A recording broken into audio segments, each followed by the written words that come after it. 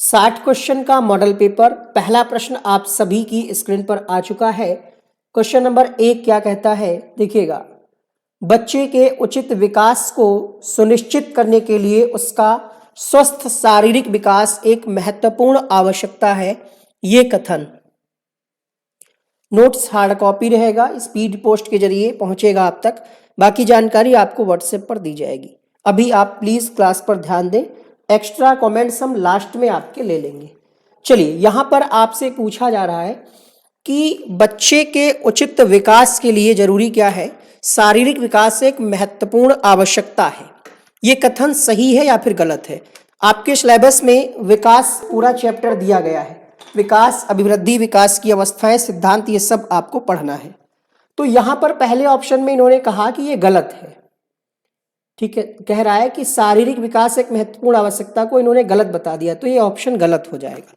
क्योंकि विकास के जो पक्ष होते हैं, आपने कल की क्लास में पढ़ा होगा कि सबसे पहले बच्चे का शरीर बनता है गर्भावस्था में, है ना, यानी शारीरिक विकास सबसे पहले होता है।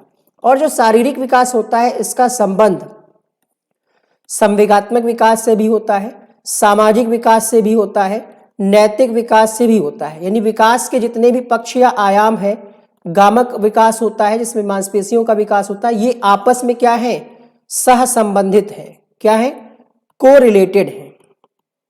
तो यहां पर हम ये नहीं कह सकते कि गलत है, गलत वाले दोनों ऑप्शंस गलत हो जाएंगे। सही होगा यहां पर, क्योंकि शारीरिक विकास विकास के अन्य पक्षों के साथ अंतः संबंधित है, इसलिए शारीरिक विकास महत्वपूर्ण आवश्यकता है। प्रश्न संख्या 2,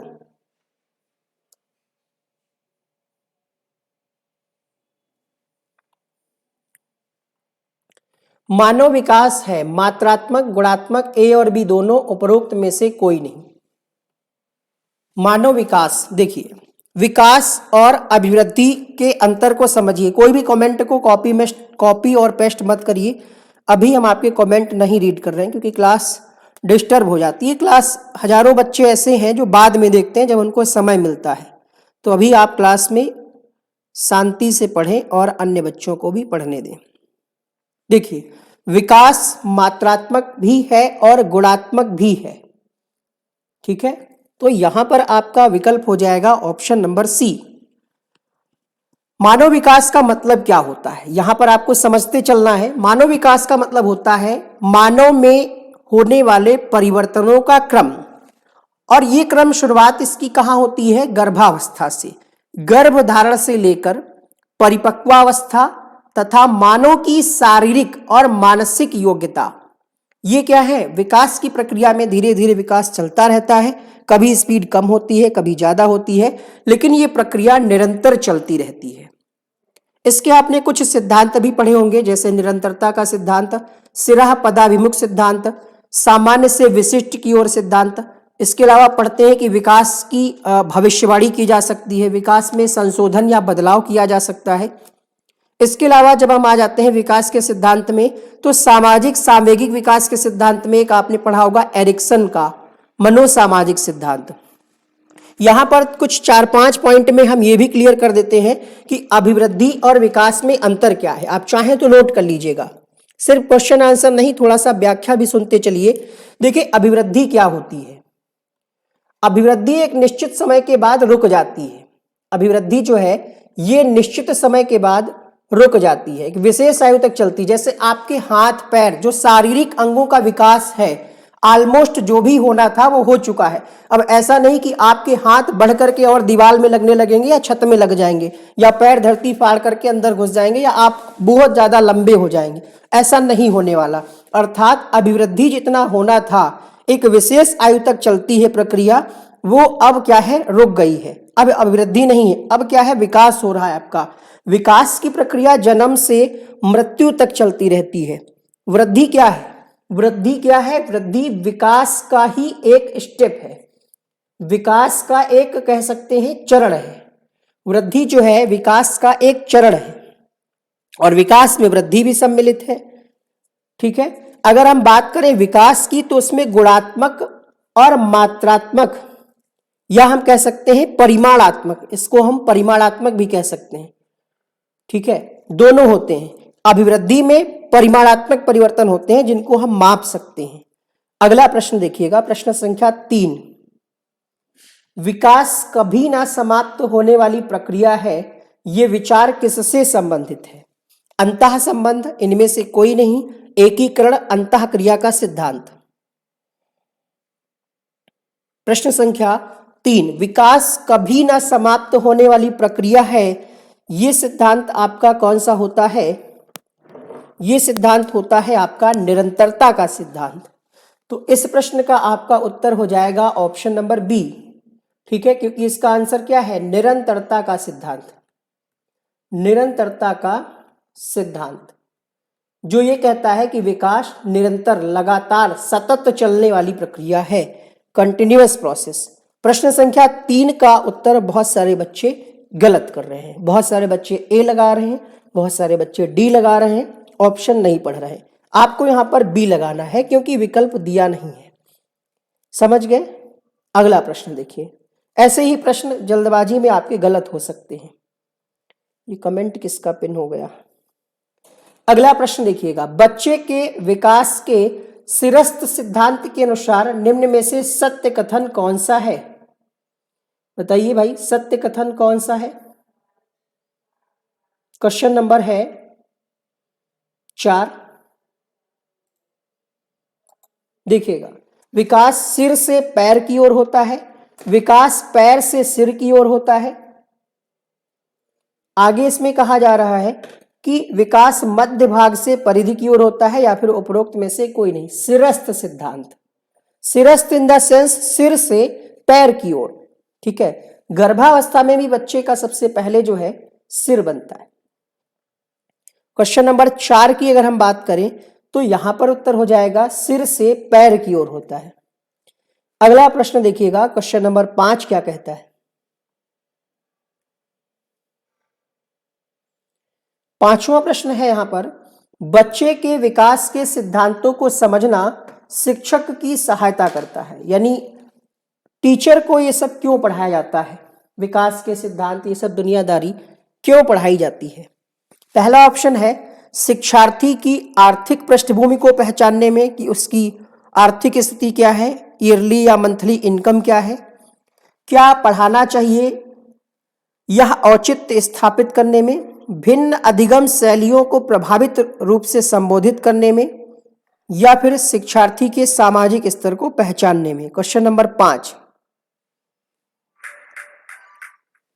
तो 5वें प्रश्न में आप समझ रहे होंगे कि आर्थिक से हमें टीचर को लेना देना नहीं होता है, आर्थिक जगत से हमारा कोई संबंध नहीं होता है। प्रश्न संख्या 5 में आपका जो उत्तर होगा अधिगम शैलियों को प्रभावी रूप से संबोधित करने में, क्योंकि जब हम बच्चे को समझ पाएंगे कि उसकी आवश्यकता क्या है, किस तरीके का बच्चा है, मतलब किस तरीके का मतलब ये है कहीं वो किसी प्रकार का उसमें कोई विकार तो नहीं है अधिगम संबंधी, या शारीरिक रूप से कोई अक्षमता तो नहीं है, उसी के हिसाब से हम अधिगम शैलियों का प्रयोग करेंगे। प्रश्न संख्या 6 कहता है संकल्पनाओं की व्यवस्थित प्रस्तुति विकास के निम्नलिखित किन सिद्धांतों के साथ संबंधित हो सकती है? विकास के परिणाम स्वरूप वृद्धि होती है, विकास विषम जातीयता से स्वायत्तता की ओर अग्रसर होता है, विद्यार्थी विभिन्न दरों पर विकसित होते हैं, विकास सापेक्ष रूप से क्रमिक होता है। प्रश्न संख्या 6, संकल्पनाओं का मतलब हो गया यहां पर जो कॉन्सेप्ट होते हैं, इनका व्यवस्थित प्रस्तुति। व्यवस्थित मतलब एक क्रम से अगर किसी चीज को हम प्रस्तुत कर रहे हैं तो हम कहेंगे कि विकास क्या है, सापेक्ष रूप से क्रमिक होगा। क्रम की बात कही जा रही है ना, कि व्यवस्थित प्रस्तुति। तो यहां पर हम ये नहीं कह सकते कि विकास के परिणाम स्वरूप वृद्धि होगी, वृद्धि तो विकास का ही हिस्सा है, तो ये पहला तो गलत ही हो गया। दूसरा कह रहा है विषम जातीयता, ये भी गलत है। विभिन्न दरों पर विकसित होता है, ये बात सही है, लेकिन इसका और प्रश्न का कोई संबंध नहीं है। ठीक है, दर अलग अलग होती है नो डाउट, लेकिन यहां पर पूछ रहा है कि संकल्पनाओं का व्यवस्थित प्रश्नोत्तर। तो विकास सापेक्ष रूप से क्रमिक होता है, एक पैटर्न को फॉलो करता है। जैसे आप पढ़ते हैं सिर से पैर की ओर, अंदर से बाहर की ओर, या फिर केंद्र से बाहर की ओर। समझ में आया? अगला प्रश्न देखिए, किशोरावस्था महान आदर्शों व वास्तविकताओं से अनुकूलन का समय है, यह कथन किसका है? आपको किशोरावस्था पर ज्यादा ध्यान देना है अगर आप केवीएस की तैयारी कर रहे हैं, क्योंकि यहाँ सिलेबस में उन्होंने साफ साफ मेंशन किया है एडोलेसेंस को। प्रश्न संख्या 7 में आपका सही जवाब क्या होगा? किशोरावस्था महान आदर्शों व वास्तविकताओं से अनुकूलन का समय है, यह कथन किसका है? बहुत सारे बच्चे इस प्रश्न का उत्तर गलत कर रहे हैं। गलत तो होना ही है, क्योंकि जब कुछ नया प्रश्न बनता है, थोड़ी सी जब मेहनत की जाती है आपके लिए, तो आपको कुछ नया देने का प्रयास हम करते हैं। आप उत्तर लगा रहे हैं रॉस, आप उत्तर लगा रहे हैं बिग एवं हंट, अलग अलग आंसर यहाँ पर आ रहे हैं, लेकिन यहाँ पर आपका उत्तर होगा जीन पियाजे। 7 के लिए जो आपका उत्तर होगा वो होगा जीन पियाजे, क्योंकि ये प्रश्न आपने पढ़ा नहीं है इससे पहले। जीन पियाजे का ये स्टेटमेंट है किशोरावस्था के बारे में। इनका ये मानना है कि ये महान आदर्शों व, अब आप एक शब्द से नहीं पहचान पाए, जीन पियाजे का एक फेवरेट सब्जेक्ट है अनुकूलन। इससे आप अगर समझ पाते तो समझ ले जाते। अनुकूलन के 2 पार्ट इन्होंने बताए हैं, समावेशन एक, जिसको आप आत्मसातकरण कहते हैं, एसिमिलेशन कहते हैं। दूसरा पार्ट इन्होंने बताया है समायोजन, जिसको आप अकमंडेशन कहते हैं। आपने ध्यान नहीं दिया, ये प्रश्न का उत्तर होगा जीन पियाजे। अब तो नहीं भूलेंगे, अब कीवर्ड भी आपको पता चल गया है, अब तो नहीं भूलेंगे ना आप। चलिए तो आगे बढ़ा जाए अगले प्रश्न के लिए।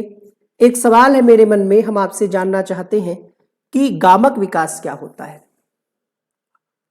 बताइएगा, गामक विकास क्या होता है? कितने लोग जानते हैं गामक विकास? गलत लिखा है विकास, ये होगा विकास। बताइए गामक विकास क्या होता है? ध्यान नहीं दिए तो इसीलिए प्रैक्टिस क्लास चलाई जा रही है, अब ध्यान रहेगा आपको। बताइए गामक विकास क्या होता है?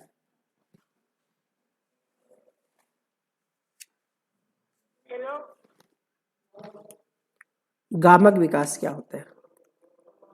देखिए, गामक विकास का मतलब होता है गत्यात्मक विकास, या फिर हम ये कह सकते हैं क्रियात्मक विकास।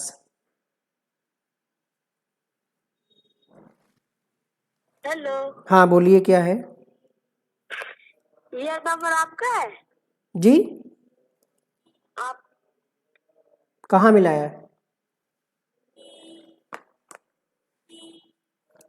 ठीक है, गामक विकास के बारे में जान लीजिए। गामक विकास का यहाँ पर मतलब होता है मांसपेशियों का विकास, एक तरीके से क्रियात्मक विकास कहते हैं। इसका मतलब ये है कि बालक के भीतर क्रियात्मक योग्यताओं और कौशलों का विकास, जिसमें बच्चा अपनी मांसपेशियों पर नियंत्रण करना सीख जाता है। अब आपको ध्यान रहेगा गामक विकास क्या होता है। कुछ लोग लिख रहे हैं गेम डेवलपमेंट।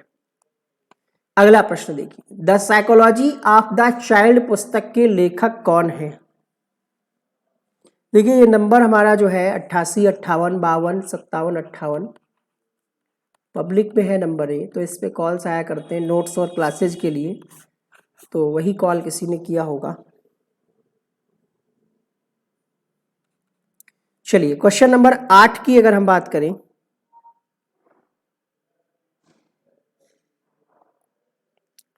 चलिए ठीक है अभी आ जाइए क्लास में।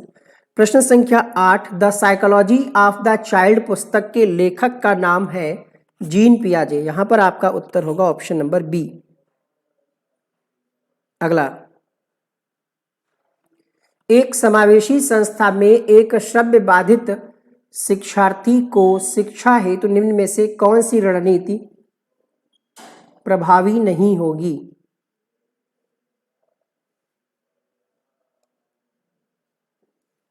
प्रभावी नहीं होगी। बच्चा कैसा है? श्रव्य बाधित है, उसको सुनने में दिक्कत है। श्रव्य बाधित का मतलब इसको बच्चे को सुनने में दिक्कत है।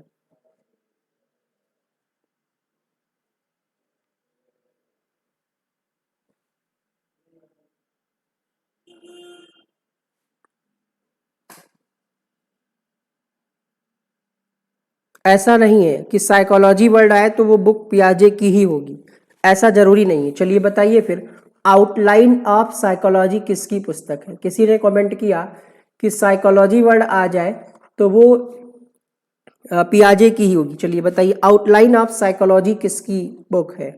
इस प्रश्न का आंसर जो लोग फोर्थ ऑप्शन कर रहे हैं सही है, क्योंकि बच्चा श्रव्य बाधित है, उसको सुनाई ही नहीं देता और आप मौखिक माध्यम पर ही आश्रित रह रहे हैं, तो ये रणनीति प्रभावी नहीं है।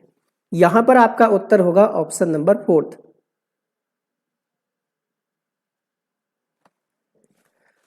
आउटलाइन ऑफ साइकोलॉजी पुस्तक जो है ये विलियम मैकडूगल की है। नोट डाउन करना हो तो कर लीजिएगा, विलियम मैकडूगल की है। कुछ लोग यहाँ पर थॉर्नडाइक लिख रहे हैं, विलियम मैकडूगल की है, जिसमें इन्होंने एक शब्द का प्रयोग किया है, देखिए हम भी भूल गए, आई थिंक व्यवहार शब्द का प्रयोग इसमें हुआ है सबसे पहले, वुंट नहीं होगा, मैकडूगल। चलिए बात करते हैं यहाँ पर क्वेश्चन नंबर 10। परिवार में आरंभ होने वाली वह प्रक्रिया जिसमें बच्चे अपनी व्यक्तिगत पहचान जानना शुरू करते हैं, भाषा सीखते हैं, आरंभिक संज्ञानात्मक कौशल विकसित करते हैं, क्या कहलाती है? आप सभी को, जो भी लोग सुपर टेट की तैयारी कर रहे हैं और फॉर्म भर रहे हैं केवीएस का, बहुत अच्छी बात है, केवीएस को एकदम जी जान से लगा दीजिए। केवीएस को आप कुछ देर के लिए सुपर टेट मान लीजिए, कुछ महीनों के लिए, कि सुपर टेट ही है ये, बस नाम इसका केवीएस बदल करके कर दिया है योगी महाराज ने, ठीक है, प्रधानमंत्री, मुख्यमंत्री, जिसको आप मानते हो। तब तैयारी करिए, आपको असली मजा आएगा तैयारी करने का। पद छोड़ दीजिए, 6000 कितने हैं, 6000 को आप 60,000 मान लीजिए कुछ दिनों के लिए, क्या दिक्कत है? जब वैकेंसी आई है तो इसमें तैयारी करिए, सिलेक्शन लीजिए, बाकी चीजें देख ली जाएंगी, इंटरव्यू, टीचिंग वगैरह। अभी आप इसको सुपर टेट मान करके चलिए, खासकर जो लोग यूपी से हैं। इस प्रश्न का उत्तर होगा प्रश्न संख्या 10 के लिए, प्रारंभिक परिवार की भूमिका प्रारंभिक होती है। अब आपको ये आसान प्रश्न जरूर लग रहा होगा, लेकिन क्या करें, सिलेबस में है सामाजिकरण, तो आपसे प्रश्न ऐसे ही आएगा। और क्या पूछेंगे? समावेशन का नियम है, भेदभाव, मानकीकृत अनुदेशन, व्यक्तिगत विभिन्नताओं को स्वीकार करना। यहां पर आपका उत्तर देखिए, पृथक्करण तो एकदम होगा नहीं, भेदभाव भी नहीं होगा। समावेशन में हम व्यक्तिगत विभिन्नताओं को स्वीकार करते हैं। व्यक्तिगत विभिन्नता का मतलब यह है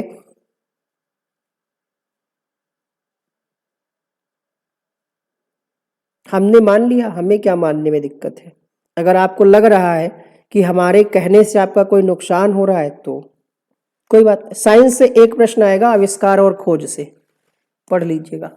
यहां पर आपका तीसरा विकल्प सही होगा। एक प्राथमिक कक्षा में शिक्षक को छात्रों को या छात्रों से प्रश्न पूछने के लिए क्या करना चाहिए?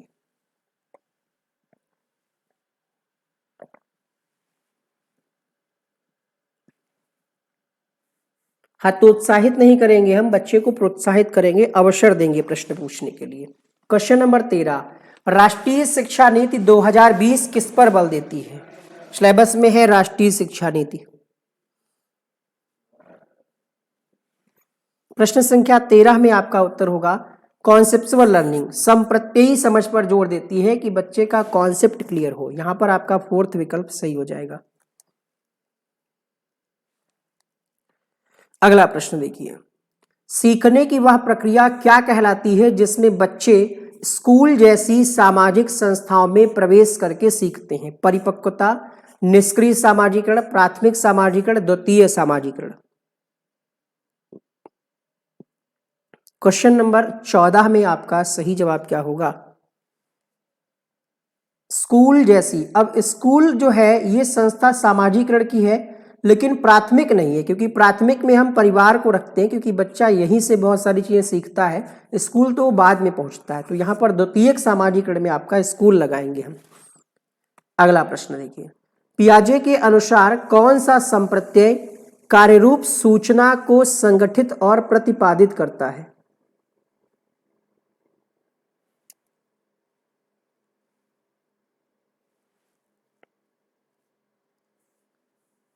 संप्रत्यय कार्यरूप सूचना को संगठित और प्रतिपादित करता है स्कीमा, इसको हम स्कीमा कहते हैं।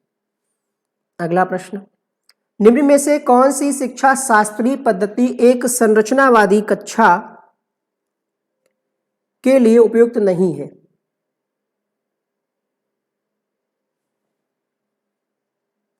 केवीएस के लिए कंप्यूटर और रीजनिंग को आप पढ़िएगा जब जब ये पता चल जाए कि परीक्षा कब है, तब पढ़िएगा, अभी उसके लिए मत पढ़िए।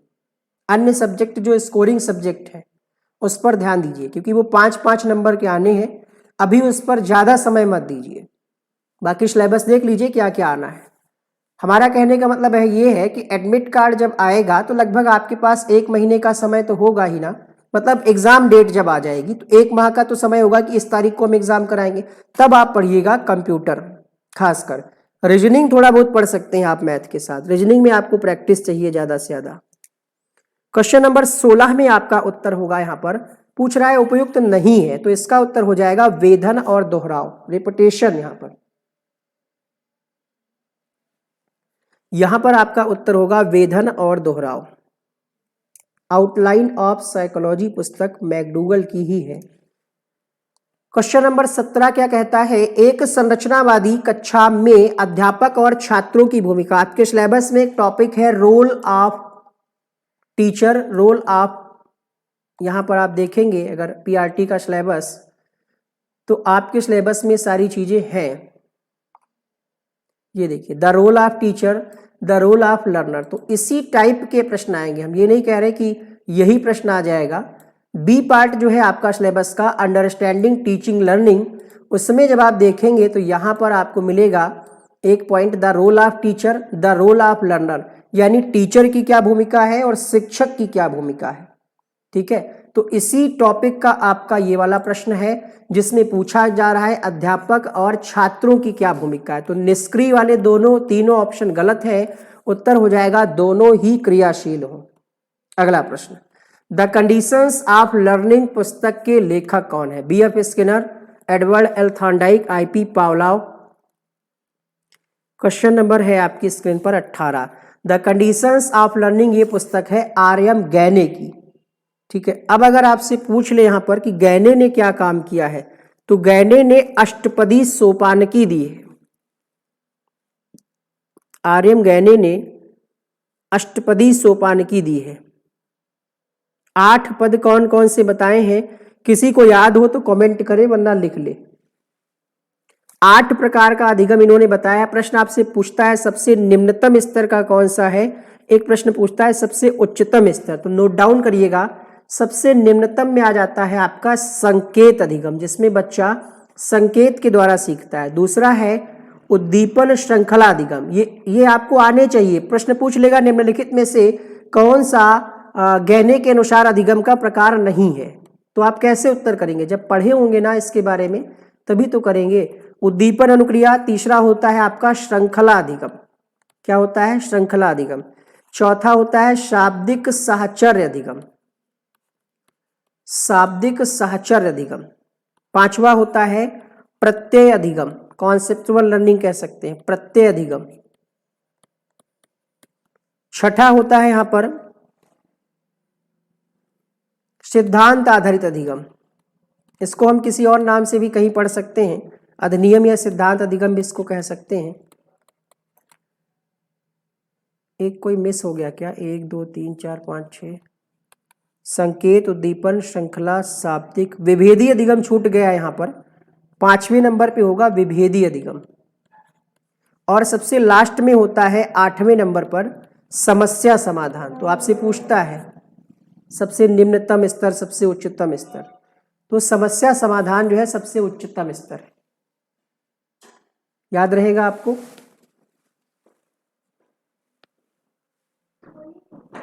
हाँ, आर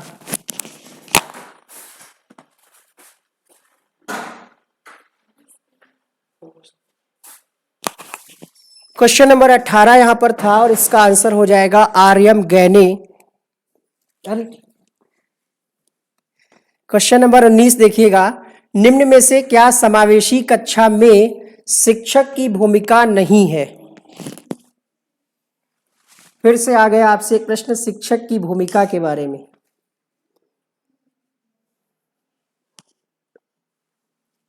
कह रहा है कि निशक्त बच्चों पर ध्यान नहीं देना चाहिए, आवश्यकताओं के अनुरूप बैठने की पर्याप्त व्यवस्था करनी चाहिए, सीखने में अक्षम को अतिरिक्त समय देना चाहिए, बच्चों को प्रोत्साहित करना चाहिए।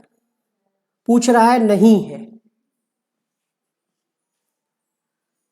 शिक्षक की भूमिका, रोल ऑफ टीचर, तो यहां पर इन्होंने कह दिया कि निःशक्त बच्चों पर ध्यान नहीं देना है। ये गलत है। हमें तो सभी बच्चों को ध्यान में रखना है बिना किसी भेदभाव के। तो यहां पर आपका उत्तर हो जाएगा ऑप्शन नंबर फर्स्ट। अगला प्रश्न, निम्न में से किस सिद्धांत को पुनर्बलन का सिद्धांत भी कहते हैं? उद्दीपक अनुक्रिया सिद्धांत, शास्त्रीय अनुबंधन सिद्धांत, क्रिया प्रसूत अनुबंधन सिद्धांत या फिर सूज का सिद्धांत?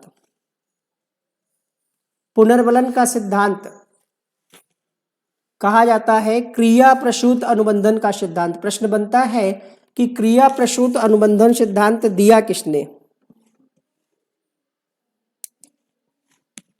क्रिया प्रसूत अनुबंधन का सिद्धांत किसने दिया? ये सिद्धांत दिया गया है स्किनर के द्वारा। आपके सिलेबस में सभी व्यवहारवादियों को, संरचनावादियों को, संज्ञानात्मकवादियों को, सबको आपको पढ़ना है। ये सिद्धांत क्या कहता है? क्रिया प्रसूत सिद्धांत ये कहता है कि जो सीखने वाला कॉन्सेप्ट है, जो सीखने वाली क्रिया है, उसको छोटे छोटे पदों में विभाजित करके सीखा जाता है। तो प्रश्न ऐसे भी बन सकता है कि सीखे जाने वाली क्रिया को छोटे छोटे पदों में विभाजित करके सीखना किस सिद्धांत के अंतर्गत आता है? तो आपको ध्यान रखना है क्रिया प्रसूत अनुबंधन सिद्धांत। प्रश्न बनता है कि शास्त्रीय अनुबंधन सिद्धांत किसने दिया? शास्त्रीय अनुबंधन सिद्धांत बताइए। शास्त्रीय अनुबंधन का सिद्धांत दिया गया है पावलोव के द्वारा। किसके द्वारा दिया गया है? पावलोव के द्वारा। बता दीजिए फिर उद्दीपन अनुक्रिया सिद्धांत किसने दिया? सारी चीजें आप धीरे धीरे कुछ लोग भूल चुके होंगे, ठीक है? तो ये दिया गया है थॉर्नडाइक के द्वारा। एक बच रहा है सूज का सिद्धांत, insight theory of learning. Insight theory of learning ये दी गई है कोहलर के द्वारा। कोहलर अलग है, कोहलबर्ग अलग है, ध्यान रखिएगा। कोहलर ने दिया है सूज का सिद्धांत। प्रयोग भी अगर आपसे पूछा जाए कि थॉर्नडाइक ने अपना प्रयोग किस पर किया, तो बिल्ली पर किया आई थिंक। पावलोव ने कुत्ते पर अपना प्रयोग किया। स्किनर ने चूहे और खरगोश पर अपना प्रयोग किया। कोहलर ने चिंपैंजी नामक बंदर पर अपना प्रयोग किया। सुल्तान, याद रहेगा। आगे बढ़ा जाए। देखिए जब हम तैयारी तगड़ी करके जाएंगे तो वहां पर अगर आसान प्रश्न आ जाएगा तो वो आपकी किस्मत है। एक आध प्रश्न ऐसा भी आ सकता है कि किसने किस पर प्रयोग किया है, कूट बना करके आपसे पूछ सकता है। कूट बना करके आपसे पूछ सकता है। बात आई है थॉर्नडाइक की, तो थॉर्नडाइक के कुछ सीखने के नियम है। पहला है तत्परता, अभ्यास और प्रभाव। 3 नियम है मुख्य और 5 नियम है गौड़। ये भी ध्यान रखिएगा। थॉर्नडाइक जो है ये यूएसए के मनोवैज्ञानिक है और इनको पशु मनोविज्ञान का जनक भी कहा जाता है। चलिए एक काम करिए जल्दी से, जितने लोग अभी लाइव जुड़े हैं फटाफट से एक लाइक वाला बटन दबा दीजिएगा। संख्या ऑटोमेटिकली बढ़ जाएगी क्लास में। अच्छी तैयारी अगर आपकी हम करा रहे हैं तो इतना तो मोटिवेशन आप कर ही सकते हैं। पाठ्य सहगामी क्रियाएं किससे संबंधित होती हैं? छात्रों के सर्वांगीण विकास, शैक्षिक संस्थानों के विकास, मानसिक विकास या फिर वृत्तिक विकास? प्रश्न संख्या 21 देखिए, जो सहगामी एक्टिविटी या क्रियाएं कराई जाती हैं वो सर्वांगीण विकास से संबंधित, सभी पक्षों का विकास हो बच्चे के। तो यहां पर आपका पहला ऑप्शन सही हो जाएगा। निम्न में से हमको लग रहा है अगर हम व्याख्यात्मक क्लास करते हैं तो 1 घंटे में 30 ही 35 क्वेश्चन हो पाते हैं। निम्न में से किस कौशल में पूर्व ज्ञान का परीक्षण आता है? आपके सिलेबस में है टॉपिक, लेसन प्लान से संबंधित पूरा टॉपिक दिया गया है। तो क्वेश्चन नंबर 22 में आपका सही जवाब होगा प्रस्तावना कौशल में हम पूर्व ज्ञान पर आधारित क्वेश्चंस को रखते हैं। पहली क्लास है, बहुत बहुत स्वागत। अन्य कई सारी क्लासेस चलती हैं। चलिए अगला प्रश्न देखिएगा। बिल्कुल सही है। पाठ्य सहगामी क्रियाओं से आशय उन क्रियाओं से है जो पाठ्यक्रम के साथ विद्यालय में कराई जाती हैं। ठीक है, उसमें प्रतियोगिता भी हो सकती है, खेल भी हो सकता है, अंताक्षरी भी हो सकती है, ग्रुप डिस्कशन भी हो सकता है। कहीं हम भ्रमण पे ले जा रहे हैं, वो भी उसी में हो जाएगा। क्वेश्चन नंबर अगला क्या कहता है? एक शिक्षिका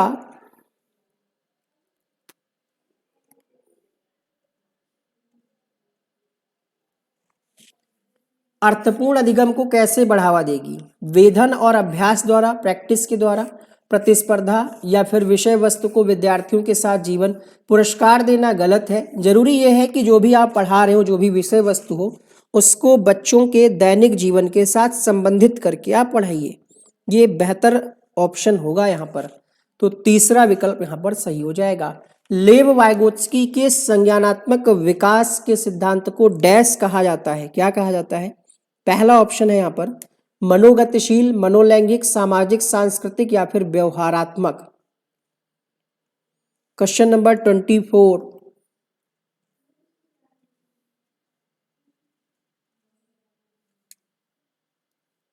वाइगोत्स्की ने जो सिद्धांत दिया है, उनके सिद्धांत का ही नाम है सामाजिक सांस्कृतिक भाषा विकास का सिद्धांत। तो यहां पर सामाजिक सांस्कृतिक दिया है, तीसरा विकल्प सही हो जाएगा। अगला प्रश्न, क्वेश्चन नंबर 25 एनईपी से। राष्ट्रीय शिक्षा नीति 2020 के अनुसार आकलन के लिए अंतर्निहित सिद्धांत क्या होना चाहिए?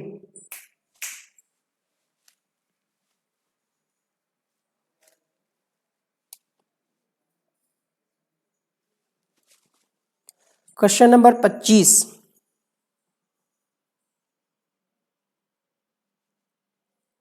रटने वाला तो एकदम गलत है, केवल वाला भी बात गलत है। यहाँ पर कह रहा है यहाँ पर कि अंतिम वर्ष के अंत में केवल संज्ञानात्मक, तो केवल संज्ञानात्मक नहीं, सभी पक्षों को ध्यान में रखना है। इसलिए सभी विद्यार्थियों के लिए उनका सीखने और विकास का अनुकूलन करना। मोहन ने विद्यार्थियों को आयतन की समझ बनाने के लिए भिन्न धारिताओं वाले बर्तन दिए। फरा ने अपने विद्यार्थियों को कूड़े को यांत्रिक कार्य बनाने की संभावनाओं पर मानस मंथन करने को कहा। दोनों अध्यापक कक्षा में किस तरह की शास्त्रीय शिक्षण, शास्त्रीय युक्ति का प्रयोग कर रहे हैं? कमेंट बॉक्स में लिखिएगा कि 40 क्वेश्चन की प्रैक्टिस कराई जाए। मेरे हिसाब से 1 घंटे में पर्याप्त है। 60 क्वेश्चन में वीडियो बहुत बड़ा हो जाता है। फुल प्रिपरेशन बिल्कुल चलेगा, आप जुड़े रहिए। प्रश्न संख्या 26। तो यहां पर देखिए, बर्तन दिए, मंथन करने को कहा। ये सक्रिय अनुकूलन नहीं है, स्पष्ट अनुदेशन भी नहीं है, व्यवहारवाद भी नहीं, ये रचनावाद या संरचनावादी कह सकते हैं। सक्रिय अनुकूलन यहां पर नहीं होगा, क्योंकि ये तो फिर व्यवहारवाद में चला जाएगा, है ना। मानस मंथन के लिए कहा कि बच्चा खुद करके सीखे, ये रचनावाद का कॉन्सेप्ट है। 26 के लिए दूसरा विकल्प सही होगा। बहुत सारे बच्चे यहां पर गलत कर रहे हैं। आपने एक क्वेश्चन पढ़ा होगा यहीं पर जीन पियाजे का, कि 2 बर्तन में पानी रखा जाता है और फिर उसमें कहता है कि लंबे वाले गिलास में पानी अधिक है, चौड़े वाले में कम है। वैसे ही एक आयतन की समझ बताना है आपको, और संभावनाओं पर मानस मंथन करने के लिए कहा जा रहा है। बच्चा खुद यहां पर अर्थपूर्ण अधिगम। अगला प्रश्न देखिएगा, निम्न में से कौन सी अच्छे शिक्षण की विशेषता नहीं है?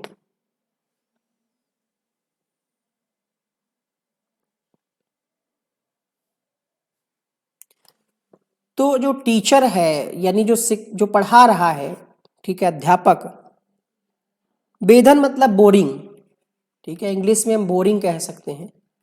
वेधन और दोहराव, वेधन का मतलब बोरिंग, ठीक है।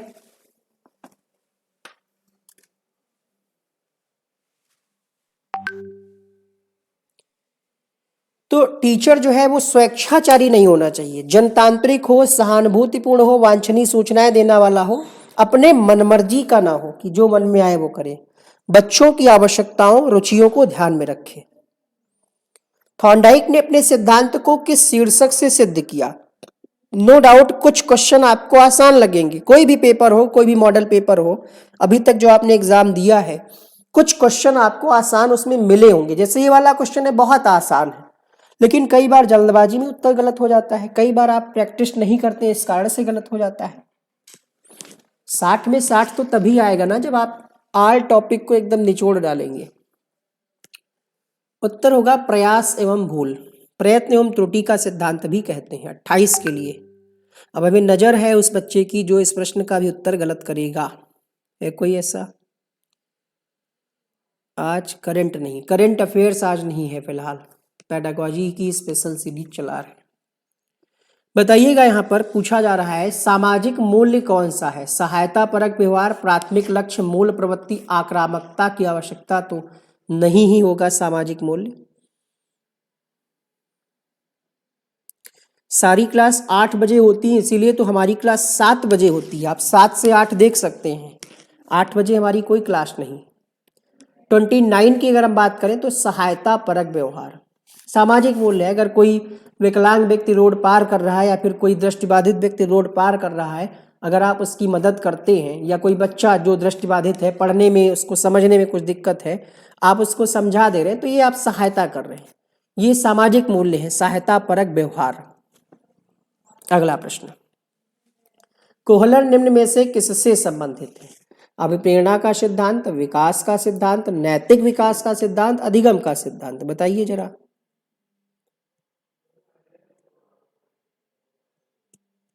भाई लाइक कर देते तो संख्या 400 पार पहुंच जाती, जल्दी से लाइक करो, कुछ ही लोग तो कम है 400 पहुंचने में। प्रश्न संख्या 30, कोहलर की बात हो रही, कोहलर ने सिद्धांत कौन सा दिया है? सूज का सिद्धांत दिया है, अभी अभी क्लास में हमने बताया था, ठीक है, कोहलर का सिद्धांत। बहुत बढ़िया, न्यूज स्लीपर भी दिया है तो अच्छी बात है। क्वेश्चन नंबर 30 में आपका उत्तर होगा अधिगम। देखिए यहाँ पर बच्चे गलत करने में पता था गलत करेंगे आप, कुछ बच्चे इस प्रश्न का उत्तर नैतिक विकास लगा रहे हैं क्योंकि उनको पता नहीं है कोहलर अलग है और कोहलबर्ग अलग है।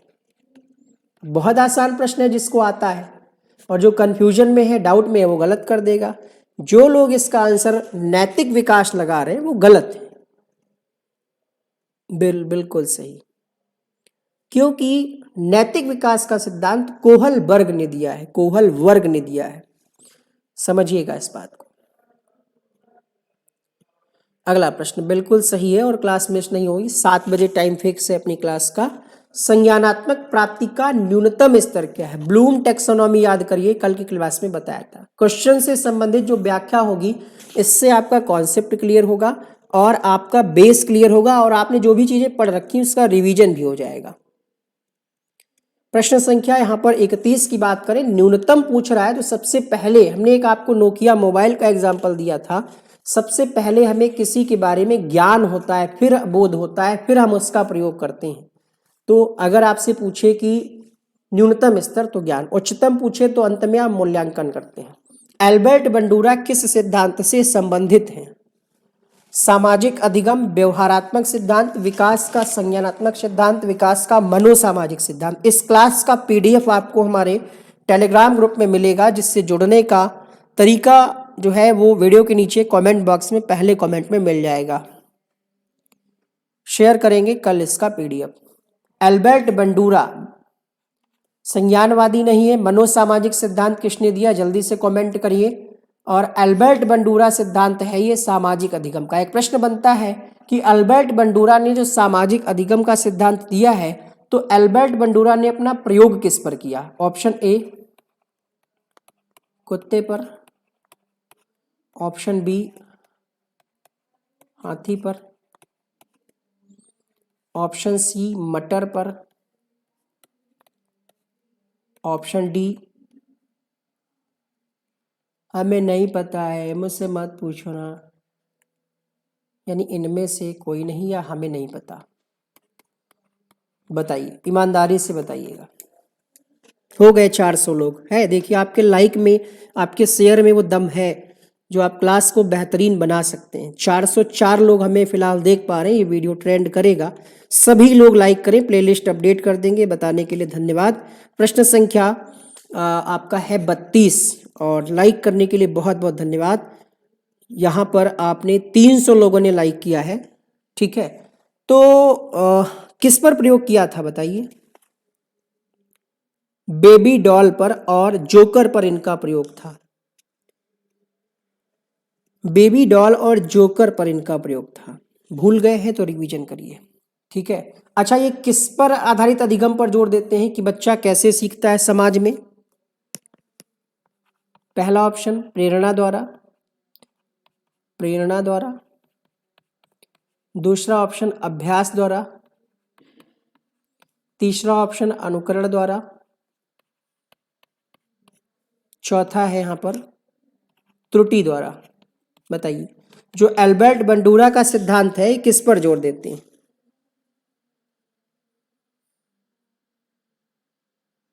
अनुकरण पर। ध्यान रखिएगा, अनुकरण के माध्यम से सीखने पर जोर देते हैं। इन्होंने मॉडलिंग की बात की है। एक प्रश्न और बनता है, मॉडलिंग, अनुकरण या अवलोकन। सीखने का नियम नहीं, तत्परता, तनाव, प्रभाव, अभ्यास का नियम। कौन सा एक नियम है जो सीखने का नहीं? नए बच्चे चैनल को सब्सक्राइब कर लें। कंप्लीट आपकी पेडागोजी अच्छी कराने का हम प्रयास करेंगे। हम ये तो नहीं कहेंगे कि 60 में 60 आपका आ जाएगा, बट प्रैक्टिस कराने में हम आपकी मदद करेंगे।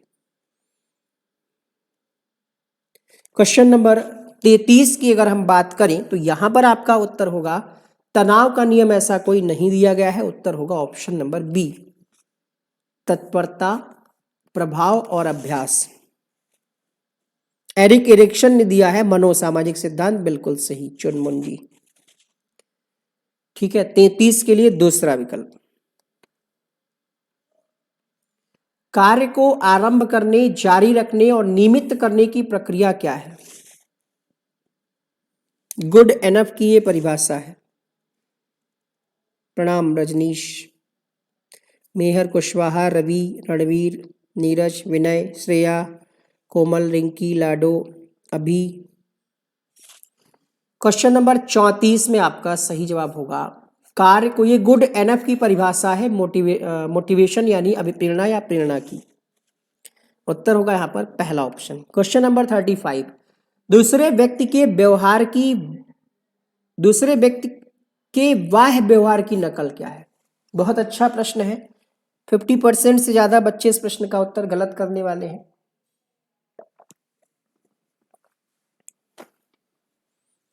प्रश्न संख्या 35 में आपका उत्तर क्या होगा?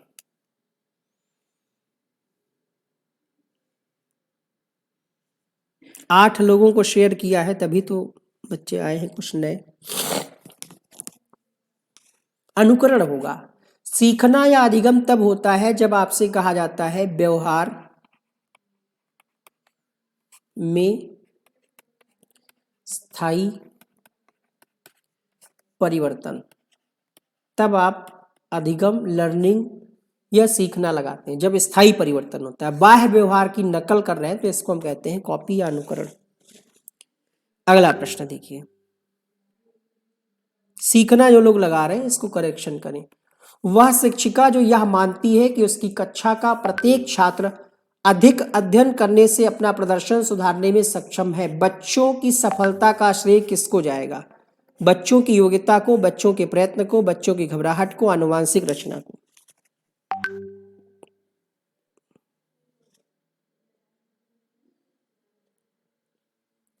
घबराहट को तो एकदम नहीं। अगर कोई बच्चा, प्रत्येक छात्र यानी कोई भी छात्र है, प्रत्येक छात्र है कह सकते हैं, अपना प्रदर्शन सुधारने में सक्षम है, कैसे? अधिक अध्ययन करके।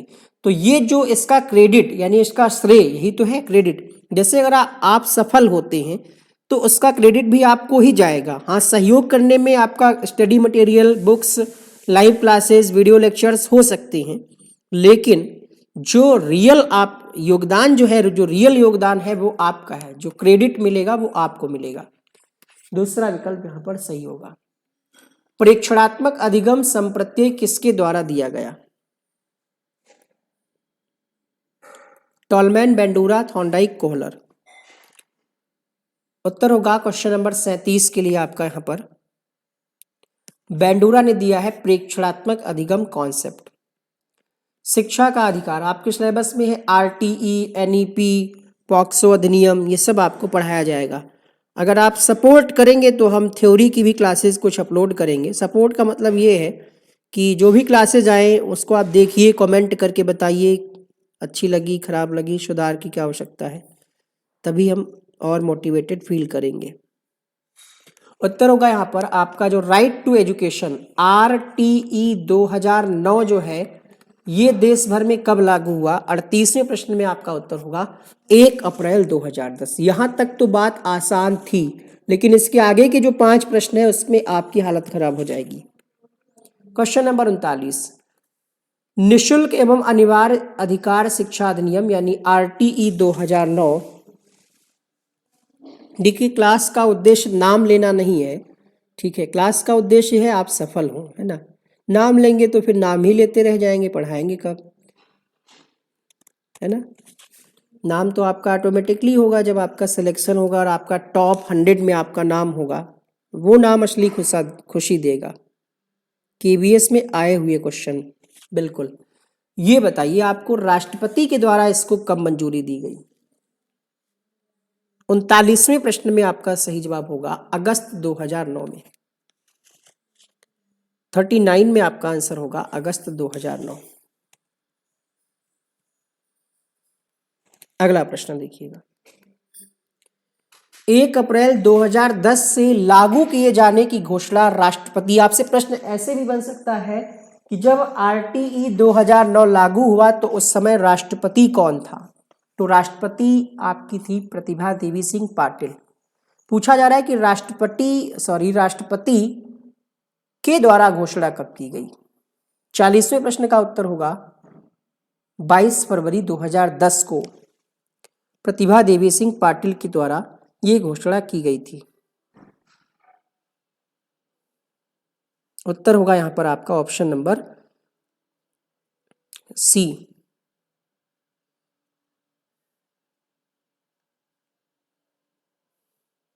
अगला प्रश्न देखिएगा, अनिवार्य शिक्षा से क्या तात्पर्य है?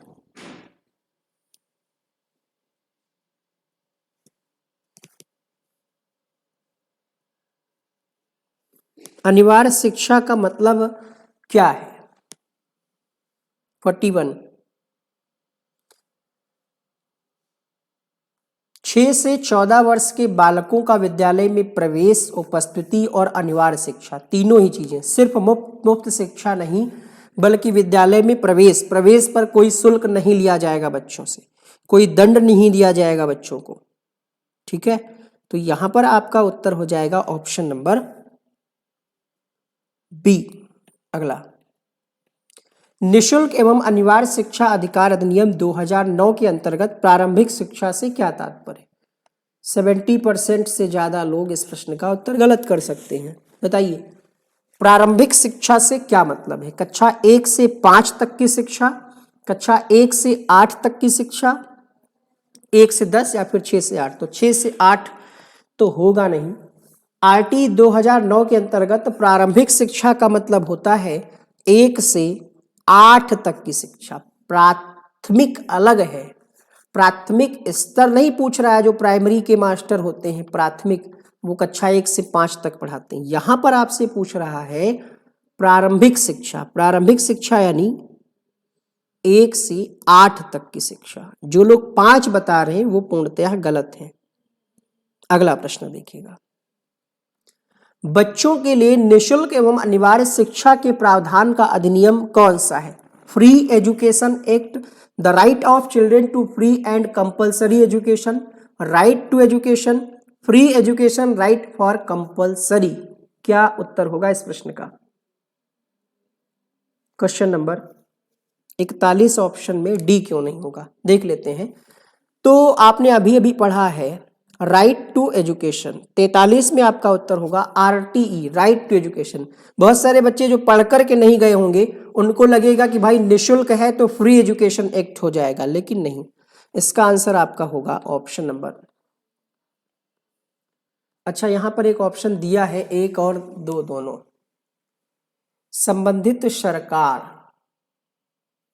6 से 14 वर्ष के बालकों को मुफ्त शिक्षा प्रदान करेगी। 6 से 14 वर्ष के बालकों का विद्यालय में प्रवेश, उपस्थिति और अनिवार्य शिक्षा सुनिश्चित करना। पॉइंट है आपका, डी ऑप्शन हो सकता है। सोचने वाली बात है, अनिवार्य शिक्षा से क्या मतलब है? 6 से 14 वर्ष तक के निशुल्क।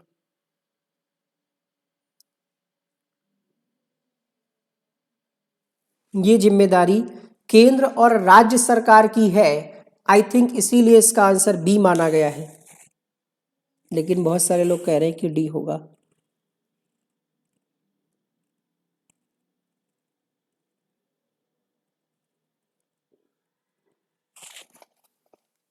चलिए फिलहाल इसको हम होल्ड करते हैं, इसको हम रीचेक करके ऑफिशियली आंसर की से रीचेक करके अगर किसी एग्जाम में पूछा गया है तो हम इसको अपडेट करेंगे नेक्स्ट क्लास में। फिलहाल अभी इसका हम फाइनल आंसर जो हमने बताया है मेरी तरफ से वही रहेगा।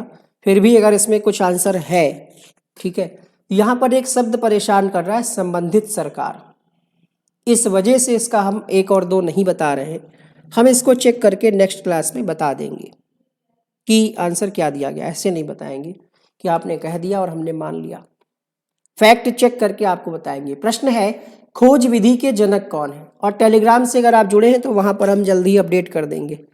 खोज विधि के जनक है आर्मस्ट्रांग। इस विधि को हम ह्यूरिस्टिक विधि भी कहते हैं, ठीक है। इस विधि को हम ह्यूरिस्टिक विधि भी कहते हैं। संसाधन प्रकरण पर पाठ योजना बनाते समय आपका पहला सोपान क्या होगा? फर्स्ट स्टेप क्या होगा? शिक्षण सामग्रियों का चयन, उद्देश्यों का निर्धारण, प्रकरण को कई बार पढ़ना, प्रस्तावना से जुड़े सवाल तैयार करना। प्रश्न संख्या 45। सब्सक्राइब वाला बटन दबा दीजिएगा जल्दी से, ताकि अगली क्लास जब भी हो नोटिफिकेशन मिले। 2 बजे आपकी जीके जीएस की क्लास चल रही है, 4 बजे आपकी ईवीएस भी चल रही है और 5 बजे मैथ चल रही है, 6 बजे हिंदी चल रही है। बट उन क्लासेस में थ्योरी पढ़ाई जा रही है, तो थ्योरी में आपका रिस्पांस अच्छा नहीं मिल रहा है। और आप यहाँ पर कह रहे हैं कि सर इसको थ्योरी कराइए, तो कैसे कराएगा कोई थ्योरी फ्री में? उद्देश्यों का निर्धारण, सबसे पहले आपको उद्देश्यों का निर्धारण करना जरूरी है। ऑब्जेक्टिव क्या है, किस उद्देश्य से आप संसाधन प्रकरण को पढ़ा रहे हैं, सबसे पहले आपको उसके उद्देश्य। आपने अगर लेसन प्लान बनाया होगा तो उसमें आपने 2 ऑप्शन और डिसाइड किए होंगे। एक होता है विशिष्ट उद्देश्य, एक होता है सामान्य उद्देश्य। अगर आपने लेसन प्लान की फाइल बनाई है तो आपको वो दिन अच्छे से याद आ गए होंगे। जुगाड़ से अगर आपने किया है, पैसा दे दिया है फाइल का, तो नहीं याद आया होगा।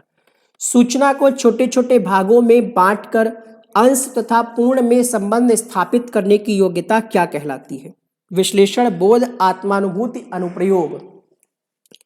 रुके रहिएगा, कुछ अच्छे क्वेश्चंस हैं, मिस हो जाएंगे आपसे। इससे अच्छा है क्लास को थोड़ा सा आप और देख लीजिए। प्रश्न संख्या 46 में आपका उत्तर हो जाएगा विश्लेषण। ये क्वेश्चन है आपका वही ब्लूम टैक्सोनॉमी से, जिसमें आप पढ़ते हैं ज्ञान, अवबोध, प्रयोग, विश्लेषण, संश्लेषण। तो जब सूचना को छोटे छोटे भागों में बांटकर अंश तथा पूर्ण में संबंध स्थापित करते हैं तो इस योग्यता को हम विश्लेषण कहते हैं, एनालिसिस कहते हैं। अगला प्रश्न, किस दृष्टिकोण के अनुसार अधिगम एक सक्रिय एवं सामाजिक प्रक्रिया है? आप लोग कमेंट करके बताइएगा कि 50 क्वेश्चन रखे जाएं क्लास में, या 60 रखे जाएं, या 30-40। कुछ थोड़ा सा फीडबैक दीजिएगा। 30-40 तो खैर छोड़िए, 40 और 60 में ऑप्शन बताइएगा कि एक क्लास में 40 क्वेश्चन रखे जाएं या फिर 60 रखे जाएं। 30 तो नहीं रखने, 30 जल्दी हो जाया करेंगे। देखिए यहाँ पर व्यवहारवादी तो व्यवहार पर जोर देते हैं। उनका मानना है कि व्यवहार में जो परिवर्तन होता है वही सब कुछ है, वही अधिगम है। सूचनात्मक तो होगा नहीं। देखिए यहाँ पर कह रहा है सामाजिक प्रक्रिया है अधिगम एक, तो इसको हम कहेंगे सामाजिक संरचनावादी। पहला ऑप्शन सही हो जाएगा। अगला प्रश्न लिखिएगा। देखिए एक बच्चा लगातार कमेंट कर रहा है, सर इंग्लिश देख करके डर गई। अब डर के आगे जीत है। इंग्लिश पढ़ने का क्या लिखा है आपने? नुस्खा। तो वो भी बता देंगे, ठीक है। अभी क्लास में पढ़िए। क्वेश्चन नंबर 48, एनसीएफ 2005 किस पर बल देता है?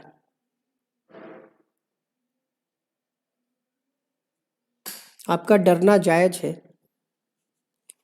एनसीएफ 2005 रटने पर बल जब नहीं देता तो उपरोक्त सभी कैसे हो जाएगा? जल्दबाजी में ऐसे प्रश्नों पर हमारा दिमाग जाता है कि जल्दी से हम उपरोक्त सभी लगा दें, तो ये गलत हो जाएगा। उत्तर होगा लर्निंग बाय डूइंग, करके सीखने पर। अगला प्रश्न 48 में आपका पहला विकल्प सही हो जाएगा। 50 क्वेश्चन।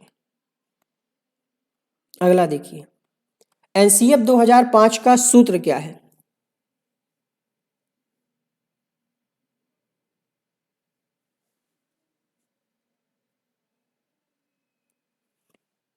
चालीस रखें और समझाया करें, यानी व्याख्या करा करें, ठीक है। लर्निंग विदाउट बर्डन, यहाँ पर 49 में आपका उत्तर हो जाएगा लर्निंग विदाउट बर्डन, शिक्षा बिना बोझ के।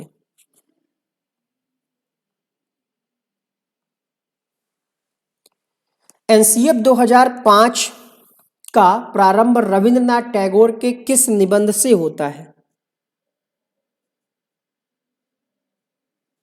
एनसीएफ 2005 का प्रारंभ एक निबंध है रविंद्रनाथ टैगोर का, सभ्यता और प्रगति, इससे होता है। तो इस क्लास में इतना ही रखते हैं। 50 क्वेश्चन, हालांकि 10 क्वेश्चन और थे, बट क्लास बहुत बड़ी हो जाएगी।